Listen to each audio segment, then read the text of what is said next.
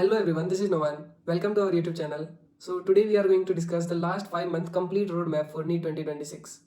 अभी जो बाकी के 5 मंथ हैं, आपको उसमें किस तरह से पढ़ना चाहिए, क्या अवॉइड करना चाहिए, कैसे टेस्ट देना चाहिए, कैसे आपका मार्क्स इंप्रूव होगा, ये सारी चीज़ें आज मैं डिस्कस करने वाला हूँ. So let's get started.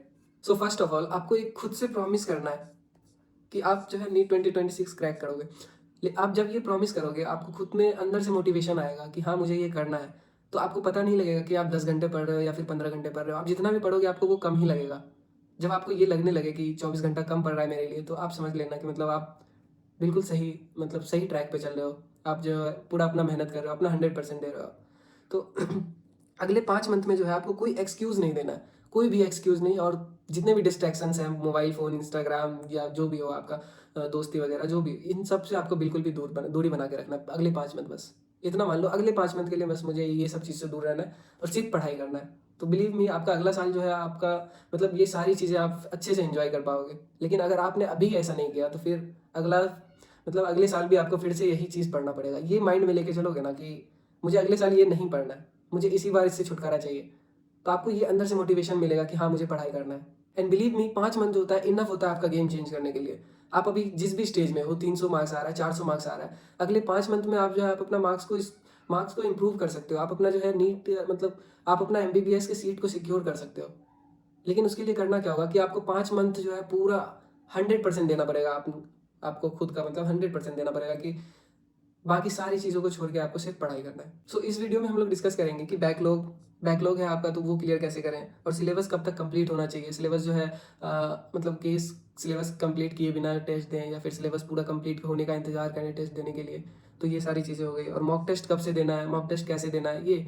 और फुल सिलेबस टेस्ट, सबसे बड़ा डाउट होता है कि फुल सिलेबस टेस्ट, कुछ बच्चे जो होता है पहले ही फुल सिलेबस टेस्ट देना स्टार्ट कर देते हैं. फिर डिमोटिवेशन होता है, थोड़ा सा कम मार्क्स आता है, फिर वो जो है टेस्ट देना ही बंद कर देते हैं. तो ये गलती आपको बिल्कुल भी नहीं करना है, ठीक है. और कितना टेस्ट देना चाहिए ये सारी चीज़ डिस्कस करेंगे. और एक सबसे इंपॉर्टेंट चीज़ जो गलती करते हैं बच्चे की, बीच में जो होता है मॉक टेस्ट ही देना बंद कर देते हैं.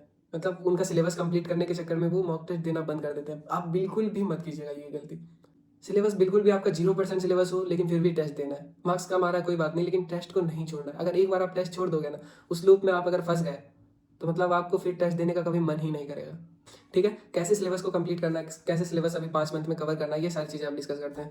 तो सबसे पहले आप जो है एक ब्लैंक पेज लो. ठीक है, तो ब्लैंक पेज को आपको 3 पार्ट में डिवाइड करना है. 3 पार्ट में आपने डिवाइड कर दिया ब्लैंक पेज को. एक में फिजिक्स लिखो, केमिस्ट्री और बायोलॉजी, तीनों को लिख के, और बाकी जो है बाकी जितने भी चैप्टर्स हैं, फिजिक्स के अलग, केमिस्ट्री के अलग, बायोलॉजी के अलग, बाकी सबको जो है उसमें लिख लो जो भी अपना सिलेबस में है. बाकी जो हट गया है उसको नहीं लिखना है. ठीक है, इस तरह से इस तरह से आपको जो है एक पेज में लिखना है. ठीक है. उसके बाद अभी जो है आपको जो जितने भी चैप्टर्स हैं उसको 3 कैटेगरी में डिवाइड करना है. 3 कैटेगरी में डिवाइड करना है कैसे कि पहला कैटेगरी में वो होगा जो कंप्लीट है आपका चैप्टर, आपको अच्छे से आता है, आपको मतलब वो अब ज़्यादा पढ़ने की ज़रूरत नहीं है. ऐसा ये तो होता है कि 100% कोई चैप्टर आपको हमेशा नहीं लगता है. मतलब नीट जब तक आप नीट का एग्ज़ाम नहीं दे देते हो तो उससे पहले आपको जो है कभी भी ऐसा नहीं लगता है कोई चैप्टर की हमको 100% हो गया. तो आपको जैसे मतलब कंप्लीट किए हो आप, आपने वो मतलब कि क्वेश्चन सॉल्व कर लिया है, उसे टेस्ट दे दिया है, तो वो आपको कंप्लीट मानना है. ठीक है, वो बाद में आप जब रिवाइज करोगे तो फिर से आपको वो उतना ही आ जाएगा जितना आपको स्टार्टिंग में आ रहा था. ठीक है, तो कंप्लीट चैप्टर हो गया वो, उसको एक पार्ट में डिवाइड करो. और सेकंड में आपको रखना है जो कंप्लीट हो गया है, आपने कंप्लीट किया लेकिन आपको वो अच्छे से नहीं आ रहा है. मतलब क्लास जब हो रहा था तो आपने वो जो है सिलेबस सर के साथ और मॉड्यूल करके वो सब कर लिया, लेकिन उसके बाद आपने नहीं पढ़ा है उसे, वो आपको हार्ड लग रहा है चैप्टर, तो उसको सेकंड कैटेगरी में रखना है. ठीक है, और थर्ड कैटेगरी में वो रखना है जो आपने चैप्टर छुआ ही नहीं है, या फिर बैकलॉग है, या फिर अभी जो है पढ़ाई होने वाला है आगे, उसको थर्ड कैटेगरी में रखना है. ठीक है, 3 कैटेगरी में डिवाइड हो गया. तो अब उसमें जो होता है पहला कैटेगरी का जो है कंप्लीट हो गया और इजी चैप्टर है. ठीक है, तो आपको उसको टिक मार्क करना है इस तरह से. ये मेरा जो है ये देखो डेट देखो, 2024 अप्रैल, 14 अप्रैल 2024 का है. तो ये मैं ऐसे ही बनाया करता था जो सिलेबस कंप्लीट करता था. जो चैप्टर हो गया उसको टिक मार्क करना. इससे होता क्या है कि आपको एक मोटिवेशन मिलेगा कि हाँ मेरा इतना सिलेबस हो चुका है, तो इससे पढ़ने का मन बढ़ता है. ठीक है, तो जितना आपने ये फर्स्ट कैटेगरी वाले को टिक मार्क कर लेना है, जिससे होगा कि आपका कुछ इस तरह से दिखने लगेगा लिस्ट. ठीक है, तो इससे होगा क्या कि आपको एक कॉन्फिडेंस मिलेगा कि हाँ इतना चैप्टर तो मेरा हो चुका है, बाकी जो बचा है आपको उसी में पढ़ना है, इतना चैप्टर मेरा जो है कंप्लीट है. तो बाकी के रिमेनिंग चैप्टर को क्या करना है ये डिस्कस करते हैं. ठीक है, कि बाकी के रिमेनिंग चैप्टर को कैसे करना है.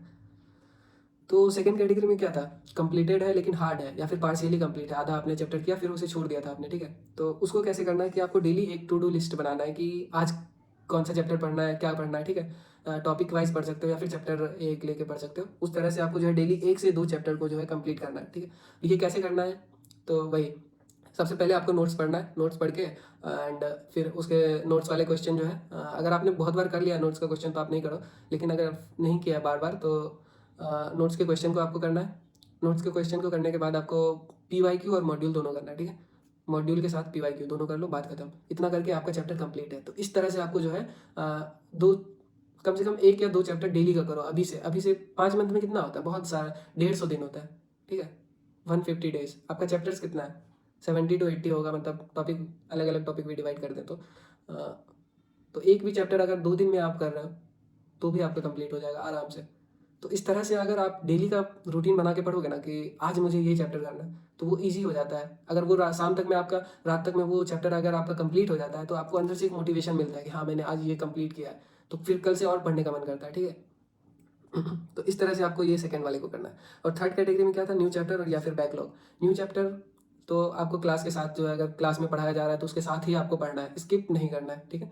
ऐसा नहीं कि आप क्लास छोड़ के फिर बैकलॉग क्लियर करने बैठ जा रहे हो तो फिर अगला आपका बैकलॉग बनता जाएगा। ये बहुत ही गंदा लूप होता है। मैं बहुत सारे बच्चों को मैंने देखा था कि मैं जिस टाइम कोचिंग में पढ़ता था तो उस टाइम मैं बहुत सारे बच्चों को देखता था कि इस लूप में फंस के वो जो है अपना पूरा पढ़ाई साल बर्बाद कर देते थे। बहुत सारे बच्चे थे जो मेरे हॉस्टल में ही थे, जो कि एक टेस्ट छोड़े फिर दूसरा टेस्ट देने का मन नहीं किया, उसके बाद वो फिर कभी टेस्ट दिए ही नहीं। ऐसा हो जाता है। और कोई चैप्टर बैकलॉग हो गया तो फिर वो उनका बैकलॉग ही रह जाता था। तो इन चीज़ों को आपको बहुत ही स्ट्रिक्टली अवॉइड करना है, ठीक है। न्यू चैप्टर को आपको क्लास के साथ साथ करना है, और जो बैकलॉग हो गया चैप्टर उसको एक्स्ट्रा आवर, जैसे कि एक्स्ट्रा आवर में कैसे करना है कि जैसे आपने डेली टू डू लिस्ट बनाया, अगर एक चैप्टर का बनाया एक दिन में या फिर 2 चैप्टर का, आप ये मतलब कि आप ये कोशिश करो कि आपका वो चैप्टर जो है रात तक में या फिर 8 बजे 9 बजे तक में आपका कंप्लीट हो जाए। बाकी का जो 2 घंटा या फिर 1 घंटा 2 घंटा जो भी बचे उसमें आपको बैकलॉग का चैप्टर लेना है, ठीक है।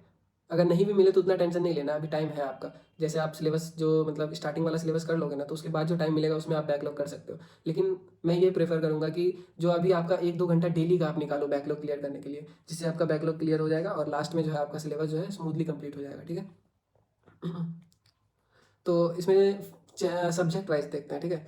फिजिक्स में आपको कैसे पढ़ना है, फिजिक्स में वही नोट रिवाइज करना है, नोट से थ्योरी और उसका फिर फार्मूला, ठीक है। तो फिर नोट्स के क्वेश्चन करने हैं। नोट्स के क्वेश्चन आपको जो है पूरा रफली करना है, पूरा स्टेप वाइज नहीं सॉल्व करना है। अगर जो स्टेप में आप भूल रहे हो तो वो आप नोट से देखो फिर उसे सॉल्व करो, लेकिन आपको खुद से सॉल्व करना है, ठीक है। देख के ये नहीं कि बस देख लिया बस हो गया, ऐसा नहीं करना है। फिर उसके बाद आपको मॉड्यूल का क्वेश्चन करना है। पहले आपको मॉड्यूल का क्वेश्चन करना है, उसके बाद आपको PYQ करना है। क्योंकि मॉड्यूल के क्वेश्चन में बहुत सारे ऐसे क्वेश्चन होते हैं जो कि PYQs में उस तरह के नहीं आए हैं, लेकिन आ सकते हैं।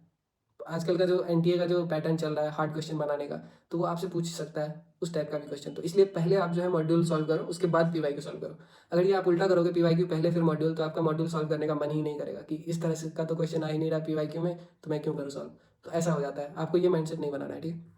और केमिस्ट्री में आपको फिजिकल केमिस्ट्री में सेम करना है, जो फिजिक्स में जैसे बताया मैंने, ये नोट्स का क्वेश्चन मॉड्यूल फिर PYQ, ठीक है। वैसे ही आपको फिजिकल केमिस्ट्री में करना है। इनऑर्गेनिक केमिस्ट्री में आपको जो है कम से कम 1-2 बार जो है आप जो नोट्स आपको पढ़ाया जा रहा है क्लास में आपको उसी से पढ़ना है। NCERT अगर अभी आपका कम मार्क्स आ रहा है तो आप अभी NCERT को छोड़ दो, पहले आपको नोट्स को पूरा कंफर्म मतलब कि 100% करो नोट्स को, उसके बाद आप मॉड्यूल के क्वेश्चन सॉल्व कर लो, उससे हो जाएगा, ठीक है। Notes plus question. और ऑर्गेनिक के आपको एक बार में नोट्स रिवाइज करने से क्वेश्चन जल्दी नहीं बनते, क्योंकि इसमें थोड़ा मतलब कि ज़्यादा याद करना होता है या फिर रिएक्शंस वगैरह। तो उसके लिए आपको 2 से 3 बार जो है आपको नोट्स को रिवाइज करना है। उसके बाद 1 से 2 बार आप NCERT पढ़ सकते हो। अगर आपका मार्क्स ठीक ठाक आ रहा है, अच्छा आ रहा है मार्क्स, तो आप NCERT भी पढ़ सकते हो। लेकिन अगर आपका मार्क्स बहुत कम है तो आप अभी NCERT को छोड़ सकते हो, ठीक है। उसके बाद फिर फाइनली क्वेश्चन प्रैक्टिस कर लेना है। तो ये हो गया फिजिक्स और केमिस्ट्री। अब बायोलॉजी का क्या करना है, फॉर पार्शियली डन चैप्टर्स और न्यू चैप्टर, जो आपने कंप्लीट नहीं किया चैप्टर या फिर नया चैप्टर है, ठीक है। उसके लिए आपको जो है पहला बार में पहले आपको क्लास का नोट्स एक बार जरूर से जरूर पढ़ना है, क्योंकि आजकल जो है NCERT से बाहर भी 2-4 क्वेश्चन आ रहे हैं। तो आपको उसके लिए जो है नोट्स का क्वेश्चन नोट जो है पढ़ना बहुत ज़रूरी है। नोट्स के बाद जो है आप क्या करोगे, जो इंपॉर्टेंट पॉइंट्स लगा उसको NCERT में लिख लिए, ठीक है, साइड में। उसके बाद आपको नोट्स का काम खत्म कर देना है कि आपको उसके बाद नोट्स नहीं पढ़ना, सिर्फ NCERT पढ़ना है, ठीक है। अब नोट क्या है कि बायोलॉजी में आपको क्या अवॉइड करना है। बायोलॉजी में आप जो है मॉड्यूल के क्वेश्चन को अवॉइड कर सकते हो, क्योंकि ऐसे बहुत सारे क्वेश्चन हैं जैसे मॉर्फोलॉजी वगैरह में, मॉर्फोलॉजी इन फ्लावरिंग प्लांट्स और वो एनिमल किंगडम, ये सब में चैप्टर में जो है बहुत सारे ऐसे क्वेश्चन मिलेंगे जो कि मतलब अनरिलेटेड होता है। एनसीईआरटी में वैसा कुछ दिया ही नहीं है, ठीक है, तो आप उसको अवॉइड कर सकते हो। तो लेकिन अगर इसको अवॉइड करें तो क्वेश्चन कहाँ से करें, ये सवाल होता है ना।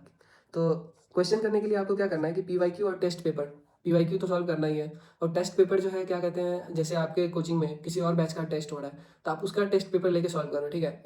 इस तरीके से मैंने जो है कम से कम 14 to 15,000 क्वेश्चन प्रैक्टिस किया था इस तरह से, मतलब दूसरे बैच के पेपर लेके सॉल्व करना।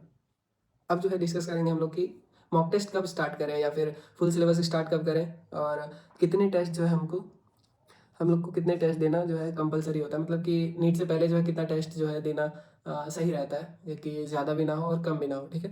तो मॉक टेस्ट जो है शॉर्ट सिलेबस टेस्ट जो है अभी आपको जो कोचिंग में चल रहा होगा वो आपको देना ही देना है, ठीक है, आपको उसे नहीं स्किप करना है। शॉर्ट सिलेबस टेस्ट तो अभी आपको साथ साथ में ही देना है, और एक होता है फुल सिलेबस टेस्ट आप अभी आपको स्टार्ट नहीं करना है, क्योंकि अभी आपका सिलेबस कंप्लीट हुआ नहीं है। फुल सिलेबस टेस्ट दोगे बहुत सारे चैप्टर्स के जो है क्वेश्चन ऐसे आएंगे जो कि अभी आपका पढ़ाई हुआ ही नहीं है, तो उससे आपका मार्क्स कम होगा, तो फिर आपको जो है डीमोटिवेशन होगा, ठीक है। तो ये आपको अवॉइड करना है, अभी फुल सिलेबस टेस्ट नहीं देना है।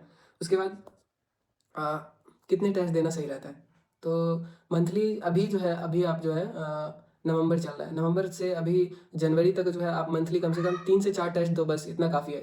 3 4 4 टेस्ट या फिर 3 टेस्ट जो भी हो, लेकिन आप अगर कम भी दे रहे हो, 1 से 2 टेस्ट भी दे रहे हो, तो वो भी ठीक है, इनफ है। उसके बाद जो है फरवरी मार्च अप्रैल, ये 3 मंथ जो होता है बहुत सारे टेस्ट देने होते हैं। अभी आपको उतना टेस्ट का लोड नहीं लेना, अभी आपको जो मेन फोकस होना चाहिए वो होना चाहिए सिलेबस कंप्लीशन पे, ठीक है। सो इतना ही था इस वीडियो के लिए। नेक्स्ट वीडियो में हमारा होने वाला है कि how to increase test marks. अभी आपके स्कोर कम हो रहा है तो आपको उसे कैसे इंप्रूव कर सकते हो, अभी आप जो बाकी के 5 मंथ है उसे उसमें कैसे आप जो है उसे इंक्रीज कर सकते हो, ये सारी चीज़ें मैं अगले वीडियो में बताऊंगा। So do subscribe our YouTube channel.